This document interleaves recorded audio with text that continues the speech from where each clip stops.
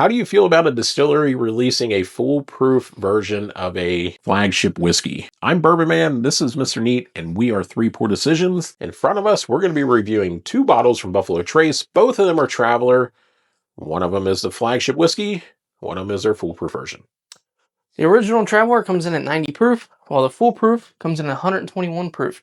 We're going to pour both of these up, give them a try, let you know what we think. We're going to pour up the Traveler 90 proof, the original flagship whiskey, on your left, and we're going to pour the foolproof on your right. So we're going to go ahead and pop these. These are both fresh cracks, and let y'all know what we think. So, Mr. Neat, I'll go ahead and pour you up a foolproof. You pour me up a 90. Good pop. Nice pop. I mean, at first glance, the foolproof, obviously, as it should be, it's a little bit darker in color. But really, it's not as dark as what I would expect going from 90 to 121. Yeah.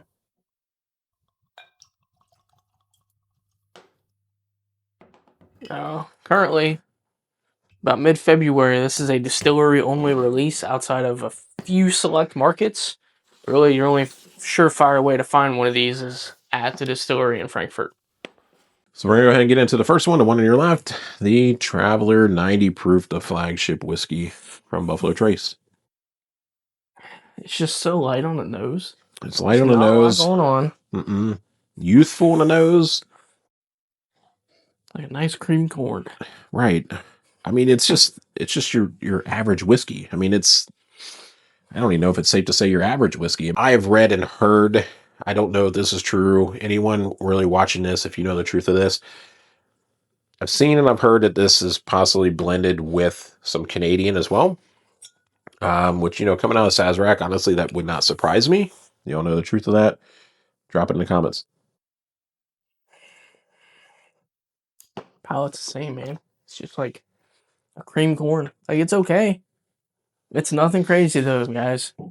I'm sure at this point in time, you guys have all tried Traveler at one point. If you've been to the distillery, they basically shove it down your throat, paired with their Freddy's Ginger Ale. Right? Or a lot of other stuff. They got that peach, what's that? Oh, mixer? yeah. The peach stirrings. Yeah. I mean, they'll serve it up with that. I mean, I've seen them serve it up with all kinds of stuff, getting very creative as to what you can mix it with.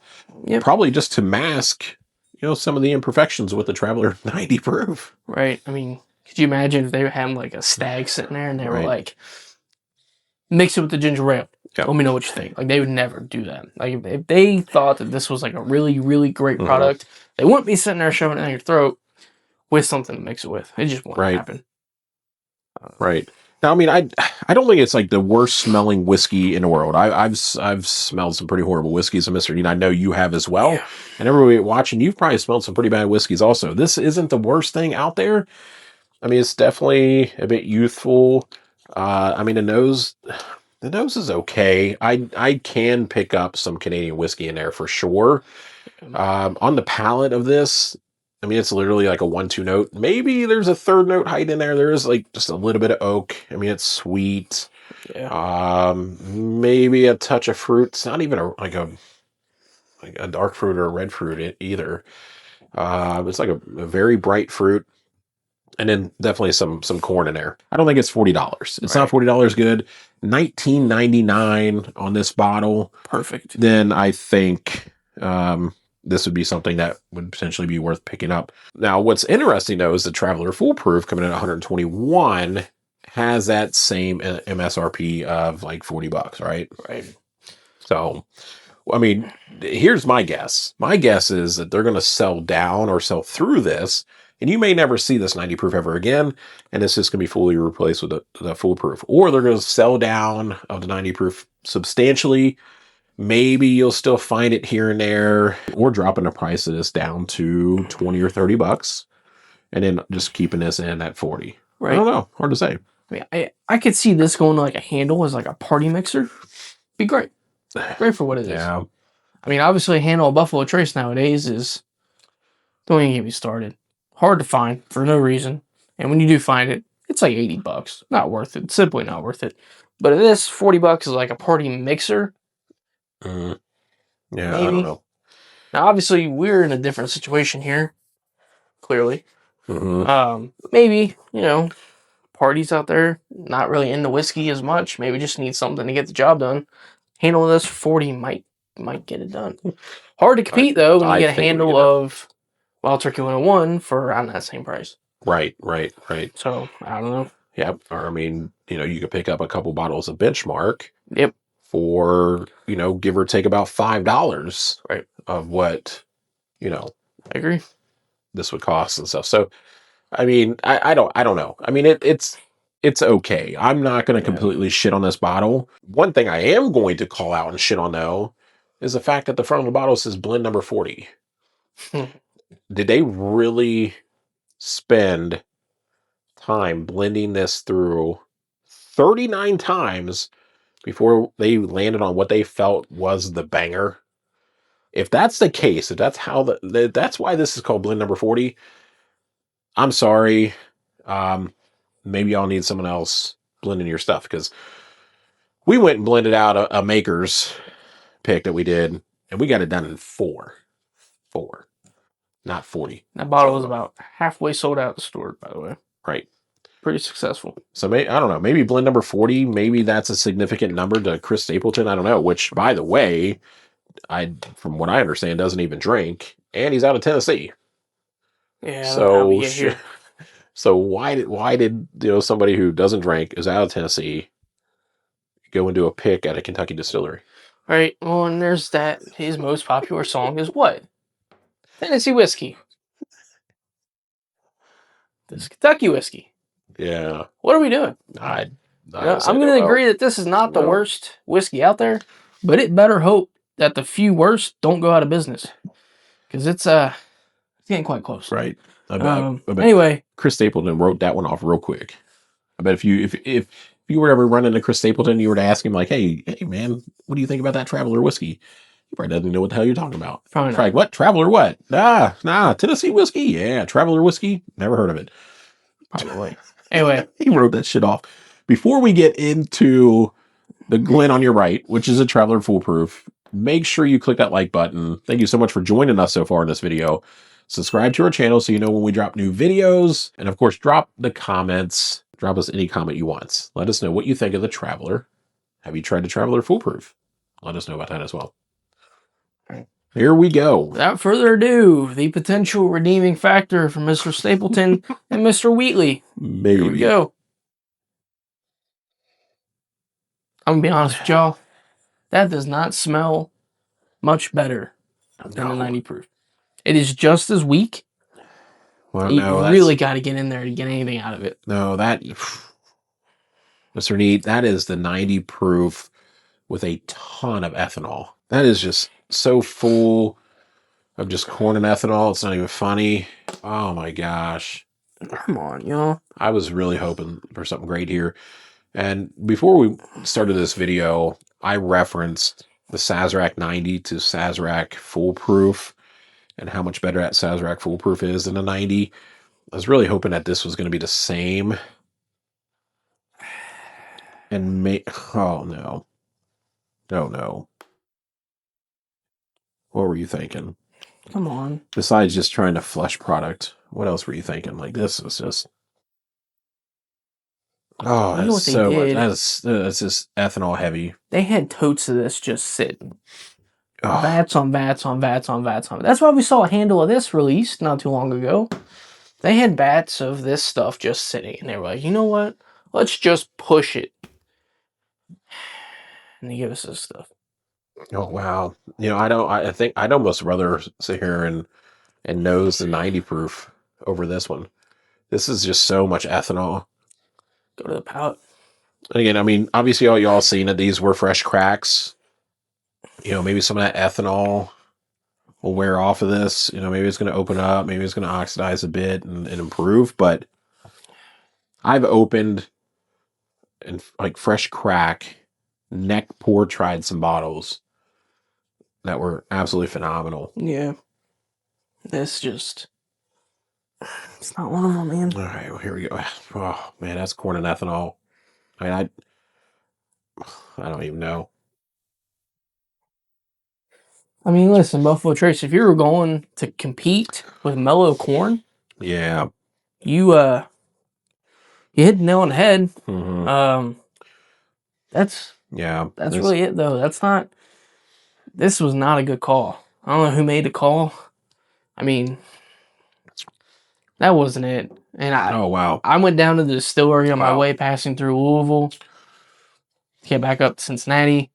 Yep. And these were just sitting, man. No one, not anyone, gave these any bit of attention. Right. And just like this one, they were trying to shove it down your throat with ginger ale. Wow. They were trying to mix it with root beer. Like they had several different places set up in the gift shop. If you've been in the gift shop, you know what it looks like.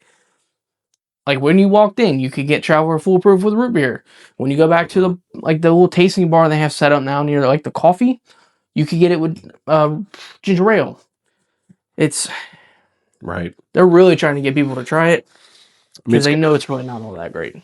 No, I mean it's got a lingering hug to it, not a lingering finish. Don't mistake that with lingering finish. It's got a lingering hug, but again, it is 121 proof and it's so ethanol heavy. What did you compare this to?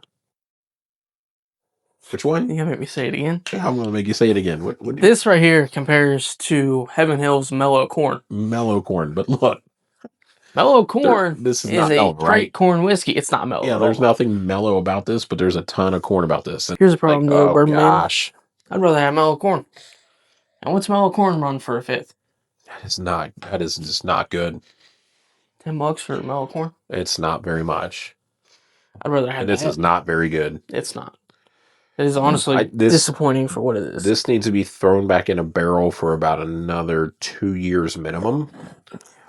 And then double oaked. Let's just say double oaked. Like, I mean, you want to blend it out. You want to blend it out like it is.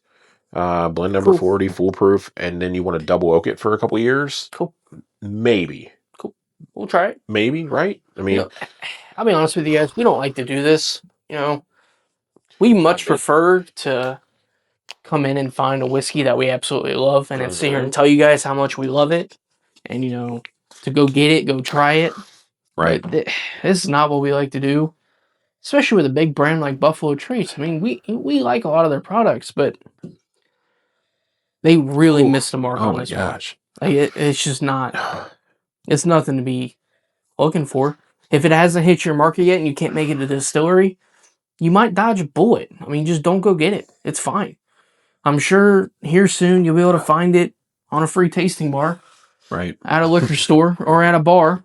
Free tasting bar, yep. And just try it. I mean, and then don't go get one because you're not going to want one. Why do I keep doing that to myself? Don't. I just can't help it. I keep going back to the nose on that, but I don't know why I keep doing it to myself. That is just igniting, not igniting with nice notes. Just igniting my nose with ethanol. I mean, Mr. Neat, maybe we come back to this bottle after a week or two and see if it opens up any at all. I'm not thinking it's going to open up to the point to where it's going to be actually enjoyable. This is a 100%. This is a pass, dude. Yeah. Just skip on this. Go pick up some benchmark. Pick up some benchmark foolproof for anywhere from $20 to $24. The only reason you should go get this is if you have a barrel or even like a mini 5-gallon barrel.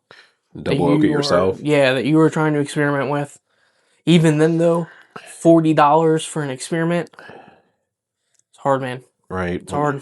When again, you can experiment with $20 benchmark.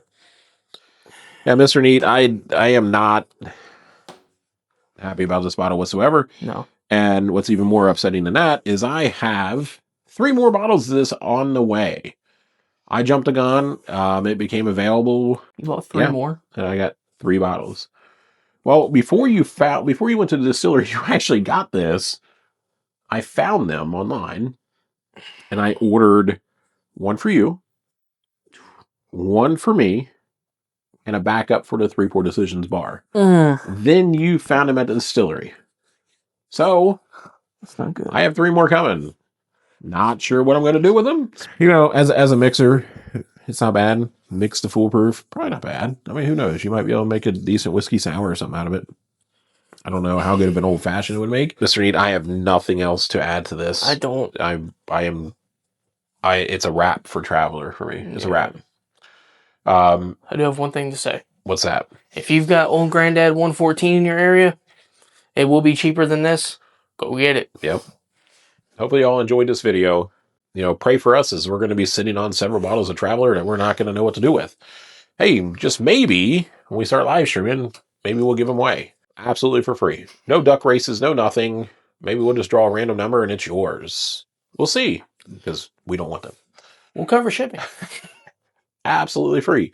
So, again, thank you so much for watching this video. Hopefully you enjoyed this content that we brought for you, this review. Hopefully you learned a little bit of something from the Traveler and the Traveler Foolproof. And again, you know, please help us out by subscribing to the channel, hit that like button, drop us in every comment you want. We read them all and respond to them all.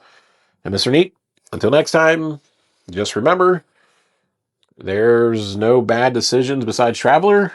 Oh. Just 3 poor decisions. I'm not even going to toast you guys with one of these glasses. That'd be a huge disrespect. H2O. Cheers.